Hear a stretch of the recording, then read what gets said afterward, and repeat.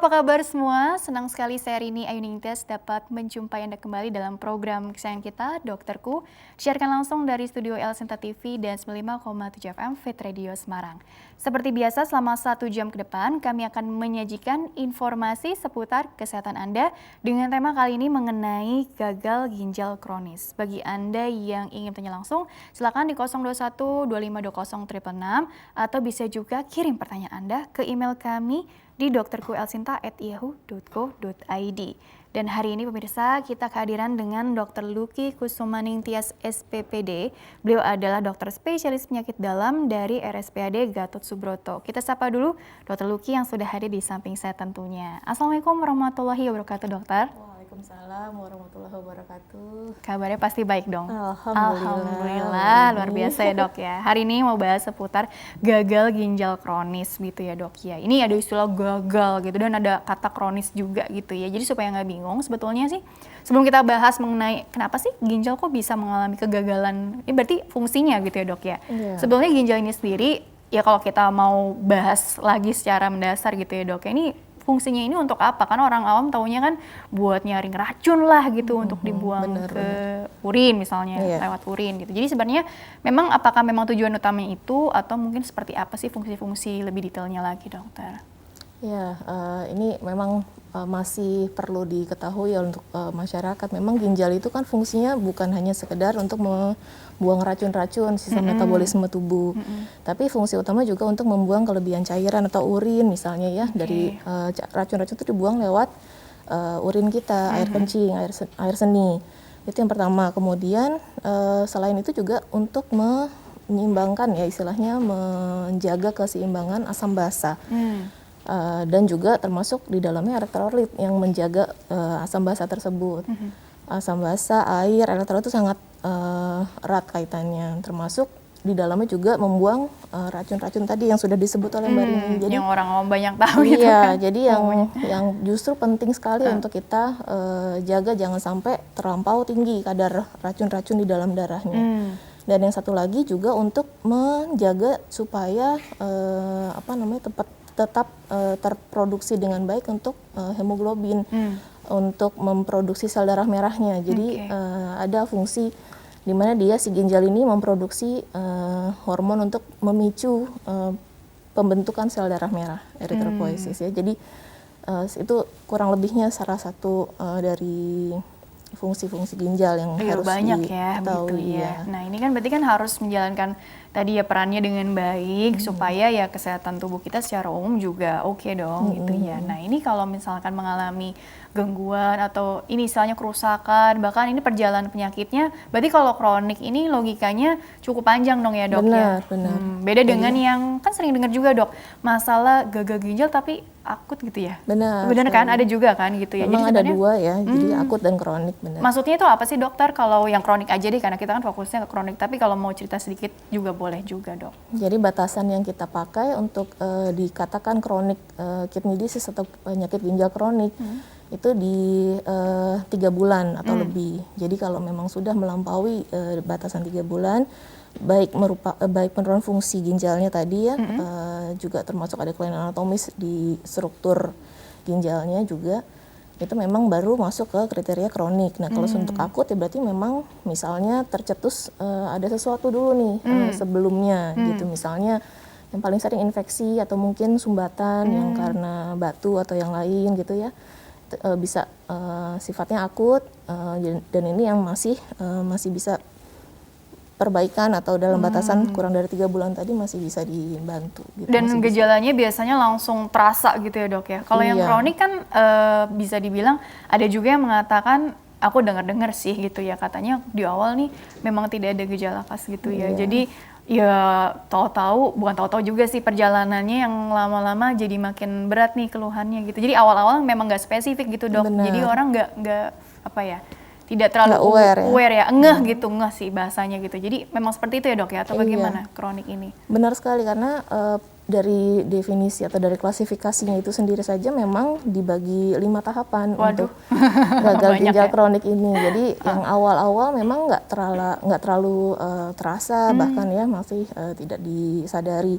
Tapi memang untuk udah setelah memasuki gagal ginjal yang stadium 4 atau 5 itu baru mulai merasakan sekali gejalanya, bahkan sering bengkak atau yang misalnya sesak nafas seperti itu, atau mungkin yang sering mual-mual, yang gejala yang dominan mungkin gatal-gatal. Jadi gatal-gatal juga ya? Termasuk ya. Jadi yang sudah biasanya sih setelah masuk stadium 4 dan 5 itu yang sudah mulai bergejala. Tapi untuk awal-awal gejala pada stadium 1, 2, 3 itu masih belum terlalu terasa, kecuali kalau memang sudah rutin medical check up ya, misalnya udah ketahuan dari awal gitu, memang ada lampu kuningnya ceritanya nih gitu. Kalau ada red flags-nya begitu ya ibaratnya. Ya, udah mulai ada peningkatan urium kreatinin gitu, atau udah mulai ada gangguan terbaca lewat pemeriksaan urin seperti itu. Jadi itu udah mulai harus diwaspadai dari awal. Berarti kalau yang lebih beresiko tuh artinya bagaimana dok? Yang punya riwayat penyakit apa, terus juga usia berapa gitu ya? Karena kan usia muda juga bisa aja gitu kan ya dok ya? Benar. Bagaimana kalau dari faktor penyebab dan resikonya berarti dokter? Ini lebih dominan mana sih? Kan kemungkinan penyebab itu banyak, tapi faktor resiko yang dominan juga biasanya ada beberapa. Nah untuk kasus ini sendiri seperti apa dok? Kalau untuk tadi ya penyebab untuk etiologi dari si gagal ginjal kronik itu memang pada dasarnya kan karena kronik progresif, artinya dia udah berjalan tahunan, biasanya memang sudah ada komorbid sebelumnya. Jadi misalnya kayak seperti penyakit diabetes mellitus, kemudian hipertensi atau tekanan darah tinggi, itu yang paling dominan menyebabkan penyakit ginjal kronik yang ujung-ujungnya sampai berat seperti itu. Nah, dari yang itu hanya beberapa yang saya sebutkan ya, tapi untuk penyakit-penyakit dari yang sering kali ditemukan juga yang masalah autoimun mungkin, masalah batu ginjal. Oh ya tadi infeksi ada batu gitu ya, batu ginjal sudah berulang ya, memang sering kali terjadi sedemikian, jadi memang akan berpotensi ke belakangnya nanti bisa merusak si ginjalnya gitu. Makanya usia juga variatif. Betul. Ya, artinya nggak hanya yang mungkin pasien usia lanjut dengan komorbid, nggak begitu juga ya dok ya, karena tadi kan ada infeksi juga atau mungkin lifestyle yang seperti apa begitu ya dok ya. Ada kaitannya juga nggak sih dok dengan kurang minum atau apa gitu, kurang gerak gitu ya. Apalagi di tengah pandemi ini banyak yang duduk, kurang minum, itu resiko juga kan sering dengar hati-hati nanti ginjalnya kena gitu ya. Nah itu bagaimana dok? Jadi faktor resiko kembali ke tadi ya, jadi faktor resiko itu sendiri juga salah satunya kelebihan berat badan yang sedentary lifestyle, istilahnya kurang gerak tadi. Jadi berat badan yang berlebih, kemudian kurang menjaga asupan cairan tadi ya, jadi cenderung kurang terus status cairan dalam tubuh, kemudian dari kebiasaan-kebiasaan konsumsi obat-obat, misalnya obat pegelinu yang cenderung mudah untuk merusak ginjal. Tapi jangka panjang ya. Herbal-herbal yang dalam tanda kutip tidak diperhatikan dosisnya, yang terus-terusan seperti itu bisa jadi memicu untuk atau beresiko untuk terjadinya kerusakan ginjal.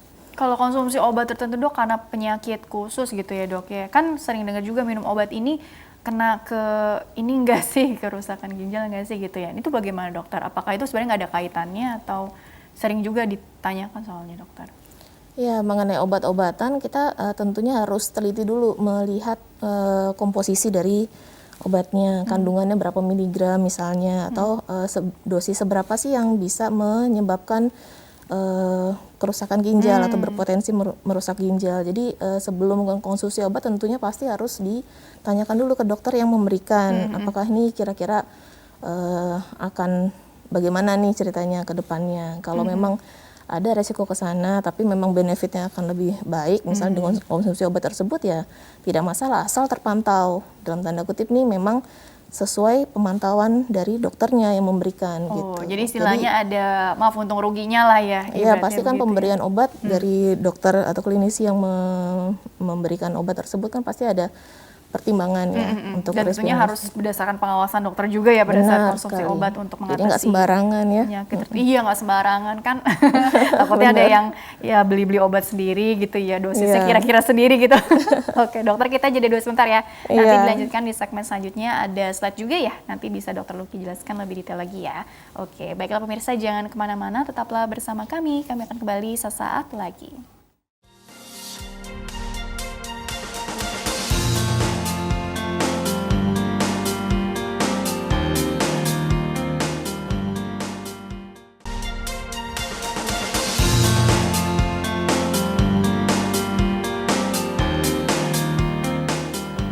Ya pemirsa, terima kasih Anda masih bersama kami di program Dokterku, masih membahas mengenai gagal ginjal kronis bersama dengan Dr. Luki Kusumaning Tias SPPD. Beliau adalah dokter spesialis penyakit dalam dari RSPAD Gatot Subroto. Dr. Luki, dilanjutkan kembali ya dok ya perbincangannya. Untuk lebih detailnya lagi, ada slide yang sudah dokter persiapkan dari rumah sakit tentunya ya. Coba slide pertama mengenai definisi. Tadi di segmen awal sudah sih, cuma aku ingin dokter lebih menekankan lagi supaya kita jadi makin paham sih. Karena kan ada kata-kata kronik, beda dengan yang akut, perjalanan penyakitnya panjang, dengan harapan kalau ketahuan lebih dini apakah nanti treatmentnya akan jadi jauh lebih baik juga outputnya atau bagaimana. Sehingga definisinya dulu kita harus sepakat ini apa sih gitu dokter. Untuk definisi dari penyakit ginjal kronis ini seperti yang sudah ditampilkan ya, memang harus memenuhi kriteria. Yang pertama adanya kerusakan ginjal tuh setidaknya dalam waktu 3 bulan atau lebih yang didapatkan dengan abnormalitas atau ketidaknormalnya struktur atau fungsi si ginjalnya tadi sudah sempat dibahas yang di awal ya, dengan atau tanpa penurunan laju penyaringan ginjal, laju filtrasi glomerulus yang akhirnya bermanifestasi sebagai kelainan patologis atau memang ada kerusakan ginjal dari awalnya, termasuk ketidakseimbangan dari komposisi zat di dalam darah tadi yang sudah sempat dibahas juga ya, misalnya kayak racun-racun gitu ya, toksin atau elektrolitnya misalnya, atau ketidakseimbangan atau didapatkan di urin. Jadi selain di darah juga di urinnya, dengan ada atau tidaknya gangguan dari pemeriksaan radiologis atau imaging pencitraan. Jadi harus berdasarkan pemeriksaan yang dipastikan dulu gitu ya dok ya, penegakan diagnosis dulu dengan serangkaian gejala-gejalanya barangkali begitu ya dok ya, dan faktor resikonya apa sebelumnya begitu ya dok ya. Oke. Coba next slide berikutnya ini. Nah, faktor yang mempengaruhi progresivitas dari penyakit ini dok itu ada banyak, tapi memang umumnya seperti apa sih dok? Kalau berdasarkan slide dokter mau share apa saja di sini dokter? Di sini yang paling utama karena memang penyebabnya dulu ya. Kita cari dulu sebenarnya pada awal terdiagnosis ada gangguan ginjal kronis ini atau gagal ginjal kronis ini, penyebab yang mendasari dari penyakit apa gitu Mbak.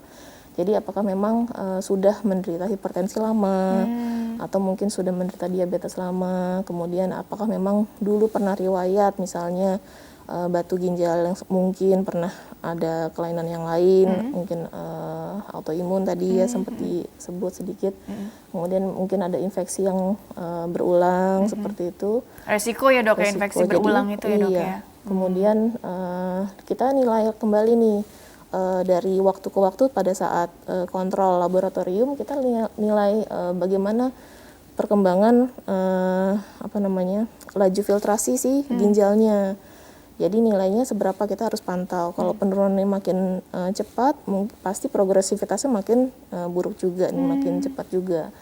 Kemudian ada faktor usia tadi ya. Memang di usia yang lanjut pasti ada penurunan fungsi, namanya juga udah usia ya. Jadi tapi tetap itu pun tidak menjadi patokan apakah memang dikategorikan lansia itu langsung menurun fungsi ginjal, tidak juga. Tapi mungkin di usia 45 ke atas juga mungkin masih bisa didapatkan dengan komorbid, dengan faktor risiko misalnya tadi merokok atau mungkin berat badan berlebih seperti itu, atau mungkin kurang gizi gitu. Jadi banyak sekali yang bisa harus perhatikan satu persatu nih. So dia dari riwayat jantung atau enggak? Iya atau apa benar. gitu ya. Dari faktor misalnya kelainan jantung gitu ya, juga salah satunya bisa mempengaruhi flow darah ke ginjal kan ya. Jadi mempengaruhi jadi juga untuk semuanya saling performa. terkait gitu ya dok. Benar ya. sekali Mbak.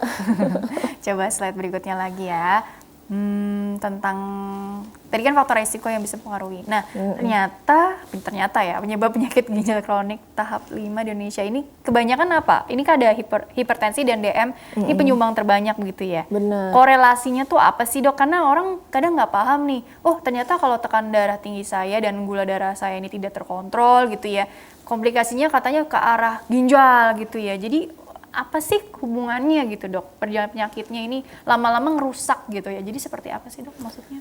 Ya karena tekanan darah tinggi terus terang ya memang dia makin lama tuh membuat pembuluh darahnya kan makin kaku ya istilahnya. Jadi apa namanya, aterosklerosis jadi kaku. Kemudian tekanan sendiri itu juga mengganggu laju filtrasi si ginjalnya. Jadi penyempitan tadi, ada penumpukan plak-plak tadi ya dok. Benar. Kemudian apa namanya, untuk gula darah sendiri, gula darah yang tinggi dan tidak terkendali itu juga memang jadi istilahnya kayak apa ya, kayak racun juga nih istilahnya. Dia juga bersifat merusak juga. Jadi gula darah yang tidak terkendali dengan HbA1c di atas 7 gitu ya, memang seringkali memang menjadi penyebab tadi, karena memang mudah untuk merusak si ginjal. Jadi satuan terkecil ginjal itu kan dia sangat rentan ya, pembuluh darahnya halus sekali, mikrovaskuler. Jadi sangat rentan untuk merusak si bagian dalam pembuluh darahnya. Rentan merusak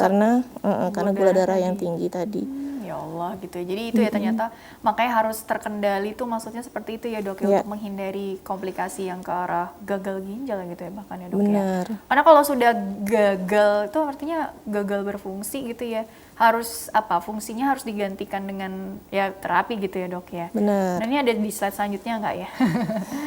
Karena kalau nggak kan nggak bisa balik lagi ya dok kalau udah terjadi kerusakan ya dok ya. Iya, jadi kalau udah terlanjur gagal ginjal nih, istilahnya kita akan sangat sulit sekali untuk mengembalikan fungsi yang sebelumnya. Gagal kita hanya sih, paling tujuannya adalah untuk mempertahankan jangan sampai lebih buruk lebih cepat. Jadi dipertahankan segitu. Jadi jangan tambah memburuk lagi nih di waktu yang akan datang gitu ceritanya. Jadi menjaga status kesehatan yang saat ini nih supaya nggak makin buruk gitu ya dok ya. Iya. Tapi untuk menyembuhkan gitu istilahnya nggak begitu ya dok ya. Akan sangat sulit kecuali kalau memang diganti ginjalnya. Nah ini makanya nanti ada terapi-terapinya, pilihannya juga macam-macam ya dok ya. Iya. Coba slide selanjutnya lagi tentang, oh ini salah satu dari rekomendasi diet ini maksudnya apa dokter? Ketika sudah maaf divonis gitu ya, atau di label gagal ginjal nih, pasien dengan gagal ginjal, maksudnya makanan ini mestinya seperti apa? Atau bisa juga ini untuk pencegahan juga sih dok gitu. Jadi rekomendasi diet ini berlaku untuk apa, status kesehatan seperti apa, mungkin untuk yang seperti apa juga ya. Jadi untuk makanan ini sangat penting, apalagi untuk orang-orang yang cenderung kurang gizi tadi ya awalnya, atau mungkin berat badan yang berlebih. Jadi kita harus targetkan berapa sih kecukupan kalorinya. Kemudian proteinnya juga paling penting dijaga, jangan sampai terlalu berlebih untuk asupan proteinnya. Paling kalau memang sudah mencapai gagal ginjal tahap 5 yang akhir yang disebut gagal ginjal kronik tadi, proteinnya mungkin disesuaikan kurang lebih dengan patokan 0,8 gram per kilogram berat badan per hari. Tentunya ini harus dievaluasi oleh dokter yang memegang, atau mungkin dari bagian gizi. Ahli gizi ya. Iya, jadi harus kolaborasikan ya dengan tim. Jadi seberapa banyak sih sebenarnya protein yang kira-kira bisa dikonsumsi, termasuk misalnya kadar vitamin, kadar mineral yang dijaga gitu, dan terutama juga yang kandungan natrium tadi ya, sempat dituliskan memang asupannya sebisa mungkin jangan melebihi dari 2 gram natrium per hari. Jadi dan intinya ini untuk benar-benar untuk menjaga ya gitu. Banyak yang terlibat ya dok ya, Iya. ya. Ahli gizi juga gitu masuk ya. Oke, slide selanjutnya dulu lagi ya dok ya.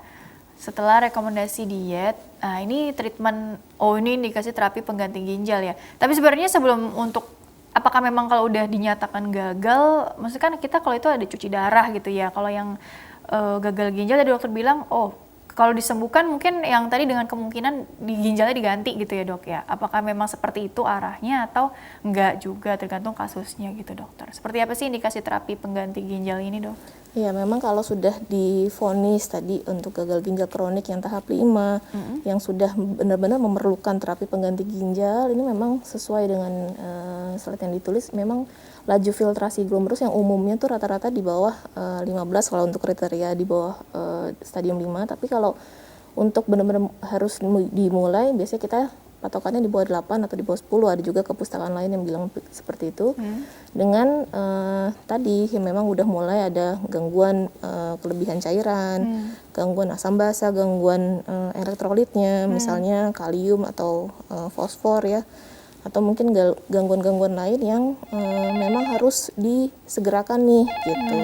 Seperti yang tadi ya, misalnya udah mulai ada penurunan kesadaran atau yang lain gitu. Baik, coba disapa dulu penelponnya ya. Baiklah, halo, dengan siapa di mana? Assalamualaikum, selamat Waalaikumsalam warahmatullahi wabarakatuh. Dengan Ibu siapa di mana? pagi. Silakan. Ibu Mia dari Citayam, Usia berapa Bu Mia? usia 62. Iya, silakan langsung saja ya. Ya, dokter, saya mau bertanya. Saya keturunan darah tinggi. Terus itu yang menyebabkan ginjal itu karena darah tinggi ya. Itu dari awalnya dari apa ya? Dari makanan atau dari kegiatan sehari-hari? Demikian dokter, terima kasih. Wassalamualaikum. Waalaikumsalam warahmatullahi wabarakatuh. Jadi ada riwayat hipertensi, terus sebenarnya bagaimana nih dari makanannya, dari aktivitasnya atau apa? Mungkin ini perlu diperjelas juga ya dok ya. Silakan dokter untuk Ibu Mia tanggapannya. Iya Ibu Mia, jadi memang kalau ada tekanan darah tinggi itu sangat perlu sekali menjaga tadi asupan makanan, terutama yang ada kandungan garamnya. Nah ini yang harus dijaga jangan sampai berlebih. Jadi makanya ada orang bilang kalau makan asin-asin nggak boleh gitu ya kalau untuk tekanan darah tinggi.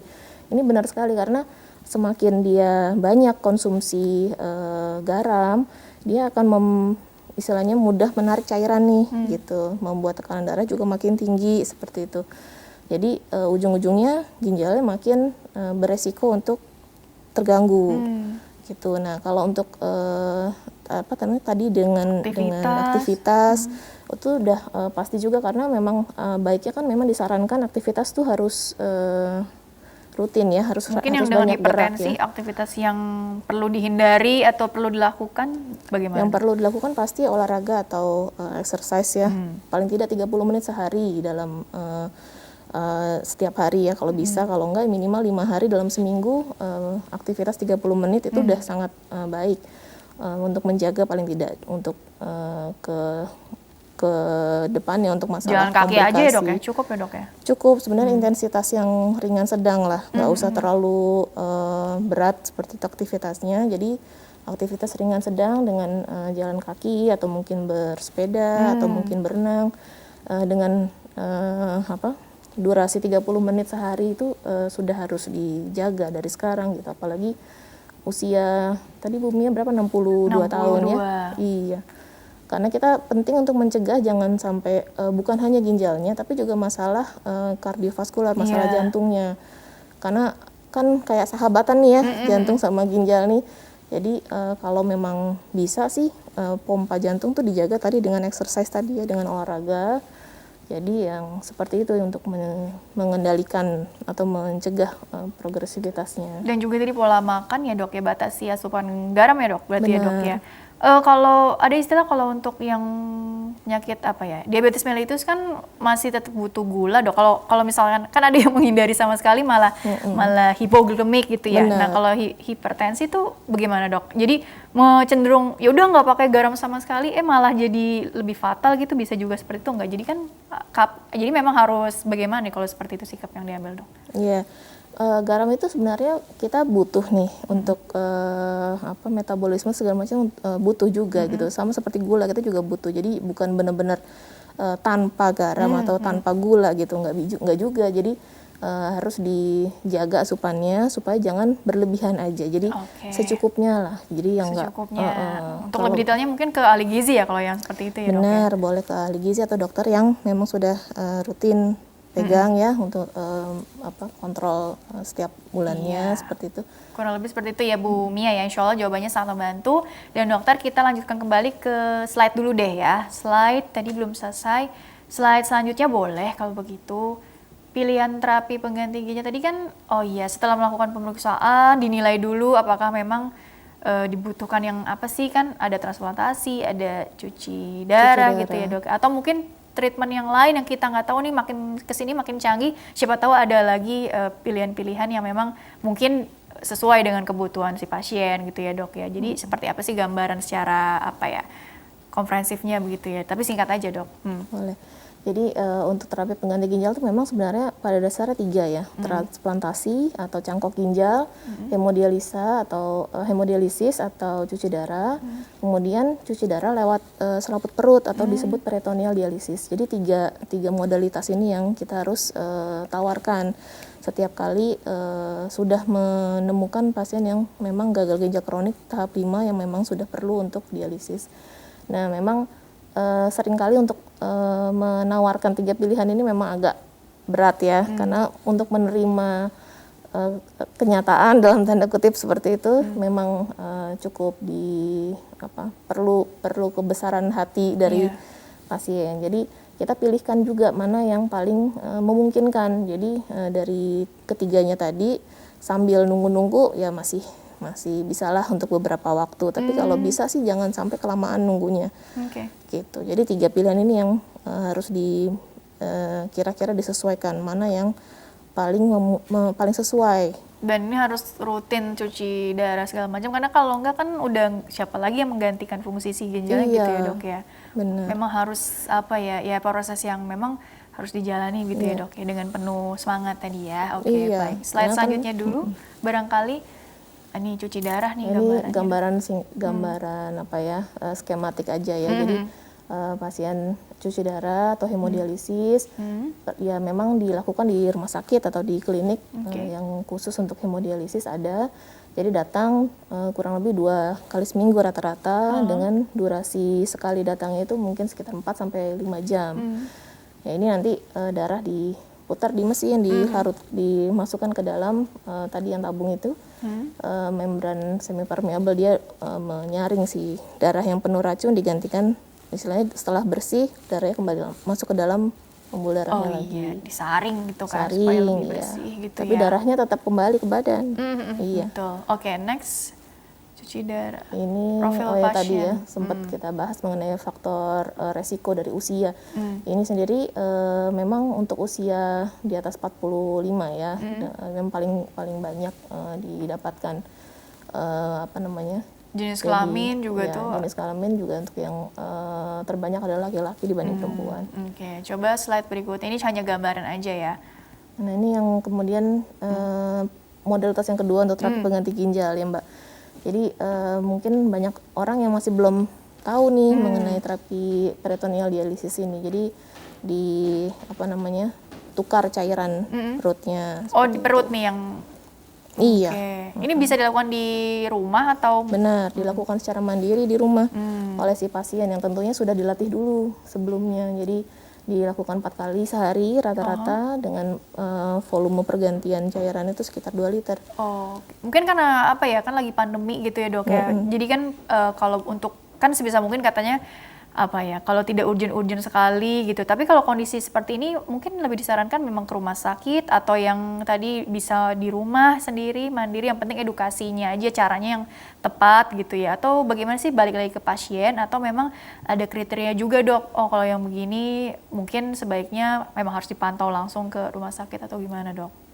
Kalau masa pandemi ya, istilahnya kita ngomongin masalah pandemi, tentunya pasti harus dijaga benar protokol kesehatan, mulai dari si pasien yang mengurus atau caregivernya. Jadi protokol kesehatan dari rumah sampai perjalanan ke rumah sakit dijaga. Di rumah sakit itu sendiri pasti juga kan kami dari pihak medis kan juga pasti akan menjaga protokol kesehatan.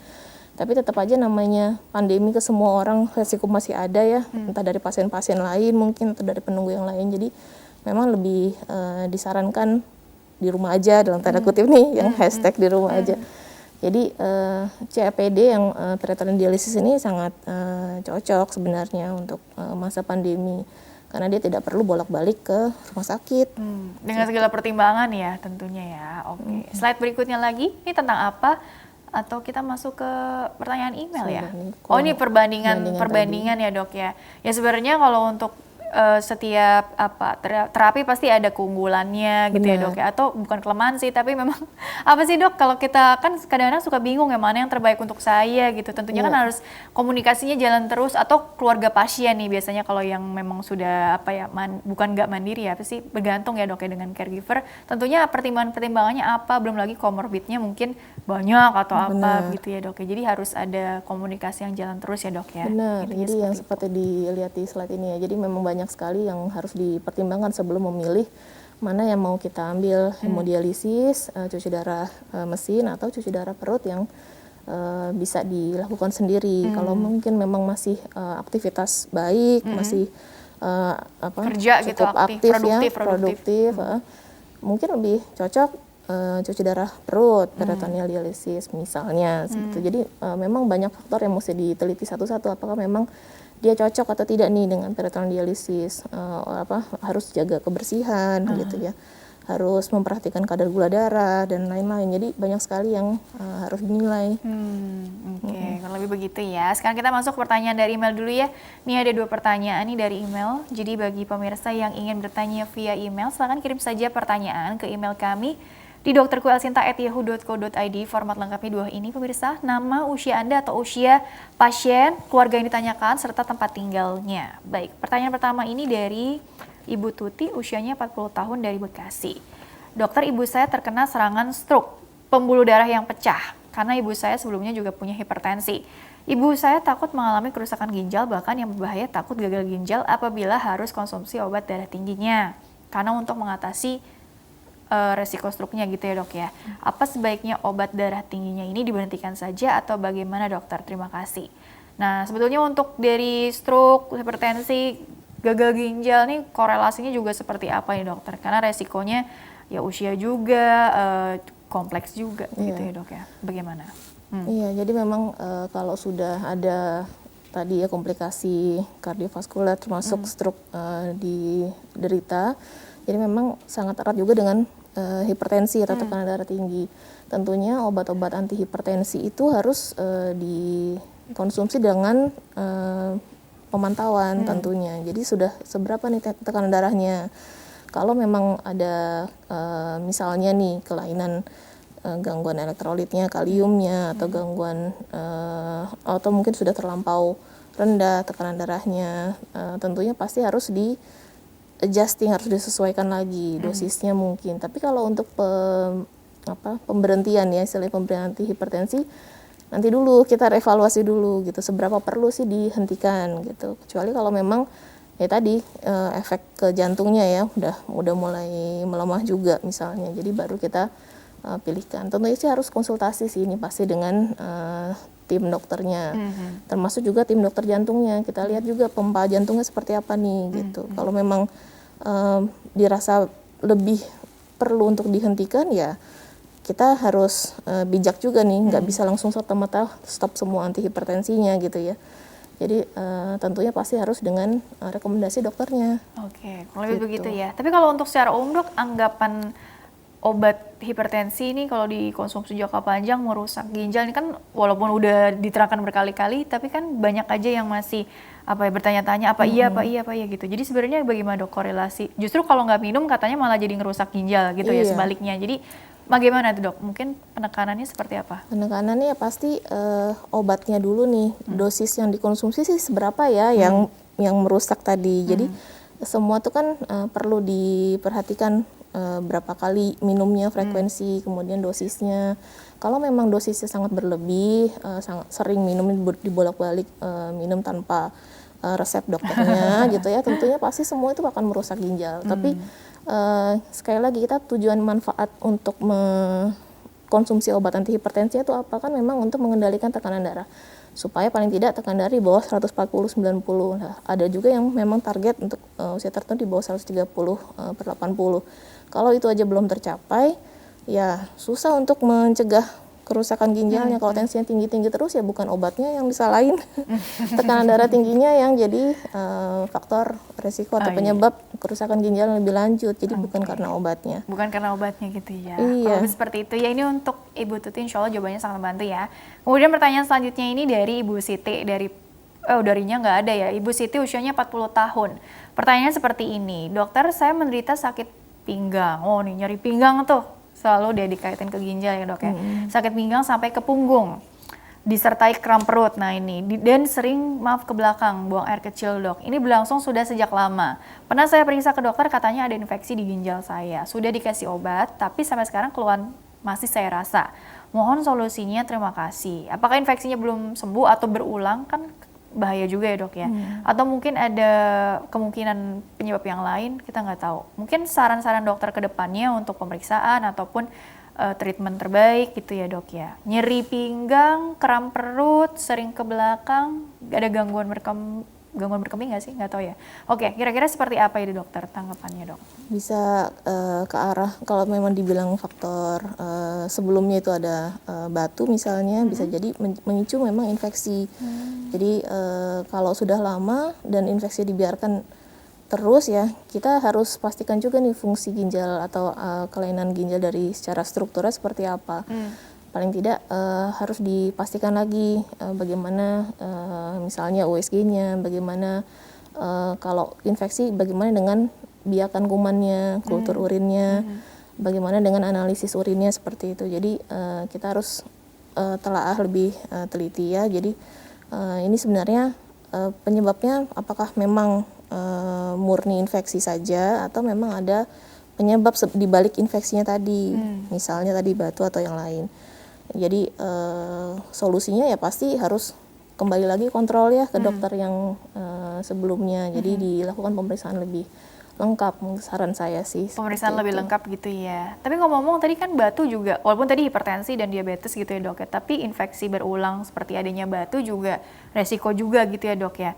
Jadi sebenarnya kalau untuk peradangan di ginjal gitu ya dok ya, ini penyebabkan bisa macam-macam.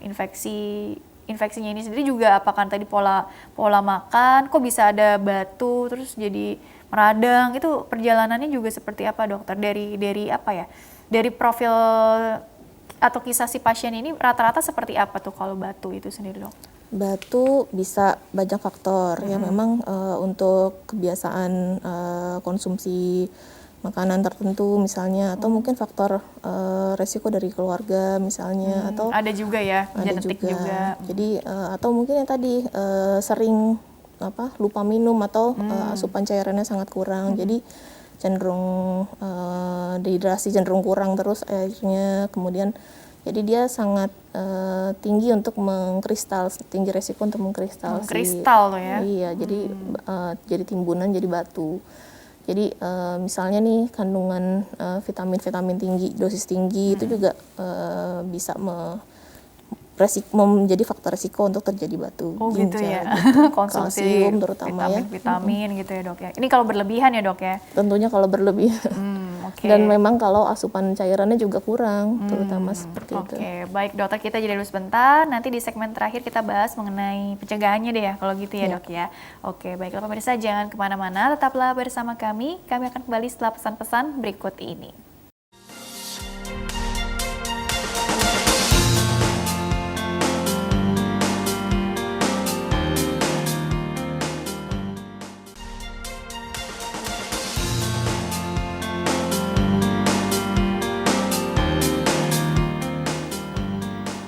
Ya pemirsa, terima kasih Anda masih bersama kami di program Dokterku, masih membahas mengenai gagal ginjal kronis bersama dengan Dr. Lucky Kusumaningtyas SPPD, dokter spesialis penyakit dalam dari RSPAD Gatot Subroto. Dr. Lucky, dilanjutkan kembali. Sebelum ke kesimpulan, aku ingin dokter lebih menerangkan seputar, ya udah kalau gitu tadi kan kita udah ngomongin gagal ginjal, kalau udah mengalami kegagalan ya udah nggak bisa dikembalikan lagi seperti semula gitu ya dok ya, sehingga kita maunya ya udah mencegah jangan sampai kita gitu kan terlanjur di tahap itu gitu ya dok ya. Jadi apa yang perlu kita lakukan bagi orang yang memang sudah dinyatakan ada masalah atau ada gangguan di ginjalnya, ataupun yang memang belum ada keluhan sama sekali tapi sadar faktor resikonya cukup tinggi gitu ya dok ya, atau faktor resikonya cukup sedang gitu kan. Jadi bagaimana itu dokter untuk mensiasatinya supaya masa depan kita bisa terselamatkan dengan baik? Kira-kira seperti apa? Ya, jadi kembali kita nilai diri sendiri. Satu, apakah memang dari komorbid atau penyakit-penyakit sebelumnya bagaimana. kita sadari apa memang tekanan darah tinggi atau mungkin pemeriksaan laboratorium, paling tidak medical check up ya, gula darah, kemudian pemeriksaan lab-lab lengkap yang lain kita harus evaluasi. Kemudian dijaga nih jangan sampai gula darahnya tinggi terus gitu. Kalau misalnya memang diabetes ya konsumsi obat-obatan juga sesuai dengan anjuran dari dokternya gitu. Kemudian selain tekan darah, gula, kemudian kadar kolesterol juga ya, salah satunya lemak, berat badan yang berlebih itu juga salah satu faktor resiko untuk terjadinya penyakit ginjal.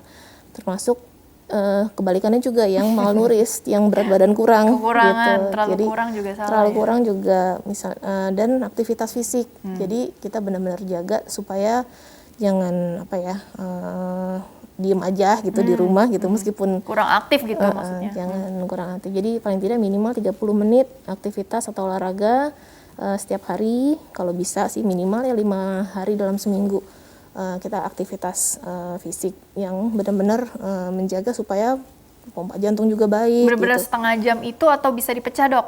Jalan kaki. Boleh. 10 menit pagi, siang mau ke kantin. Terus pulang dari kantor mau ke stasiun gitu kan jalan juga dong. Bisa nggak kayak gitu? Iya, tapi dengan catatan ya, ini aktivitas fisik ini beda dalam tanda kutip dengan olahraga karena memang kita harus capai target denyut nadi. Udah pasti. Denyut nadi yang disarankan untuk sesuai usia ya, ada kriterianya. Kalau usia lanjut ya jangan ngoyo lah istilahnya gitu ya. Kalau memang bisa ya kalau mau bertahap pagi siang sore gitu paling tidak 10 menit ya masih alhamdulillah. Kalau lansia masih mau aktif tuh itu diacungi jempol sekali. Iya. Gitu. Terus juga untuk kebutuhan cairan gitu ya dok. Iya. Artinya usia berapapun atau dilihat-lihat juga tadi kalau memang sudah memang menyandang status kondisinya seperti ini ada batasan juga nggak boleh seperti apa gitu barangkali dok. Jadi asupan cairan tuh penting. Jadi sebelum dinyatakan gagal ginjal pasti orang kan bilang banyak minum gitu ya. Tapi kalau udah gagal ginjal justru kita harus batasi minumnya. Nggak boleh lagi terlalu banyak minum. Jadi patokannya ya jumlah urin. Dilihat jumlah urinnya atau mungkin warna urinnya kita lihat juga ya. Jadi kecukupan cairan tuh sangat mudah sebenarnya untuk menilai. Pertama rasa haus. Kalau memang udah mulai haus pasti udah kurang cairan. Kemudian dari mukosa atau selaput mulut ya kita lihat juga kalau memang kering sekali gitu memang berarti kurang cairan. Atau warna urinnya kalau pada saat berkemih dilihat warna urin itu pekat, kuning pekat gitu atau bahkan udah menuju ke oranye gitu ya. Mungkin memang kurang sekali cairannya gitu. Dan jumlah volume urinnya juga. Kalau memang urinnya keluar kok sedikit sekali itu mungkin memang bisa jadi kurang cairan. Gitu ya, supaya kita jadi makin aware gitu ya. Dokter, karena waktunya juga terbatas, jadi kesimpulan yang bisa Dokter Luki sampaikan singkat saja mengenai tema hari ini. Silakan dokter. Ya, tema hari ini mengenai gagal ginjal kronis, ya memang kita harus waspada dari awal, jangan sampai udah terlanjur ke sana dan kita tidak berbuat apa-apa, tapi sedari awal kita harus cegah nih, jangan sampai lebih cepat terjadi kegangguan atau gagal ginjal kronis. Jadi dari awal kita harus usahakan tetap sehat, asupan makanannya, cairannya, kemudian olahraganya seperti itu, mengendalikan faktor-faktor komorbid ya tadi, penyakit-penyakit yang sebelumnya mungkin sudah ada gitu. Jadi jangan sampai dibiarkan berlarut-larut. Obat-obat dikonsumsi juga dengan bijak dan pasti dengan petunjuk dari dokter seperti itu. Baik Dokter Luki, terima kasih telah berbagi ilmunya di sini. Insya Allah membawa banyak manfaat untuk orang banyak, sukses dan berkah selalu untuk Dokter Luki dan ilmu dokter ya. Amin. Amin. Dan pemirsa, terima kasih juga Anda telah mengikuti program ini. Saya Rini Ayuning Tias beserta seluruh kru tugas mohon undur diri dari hadapan Anda. Sekian, sampai jumpa.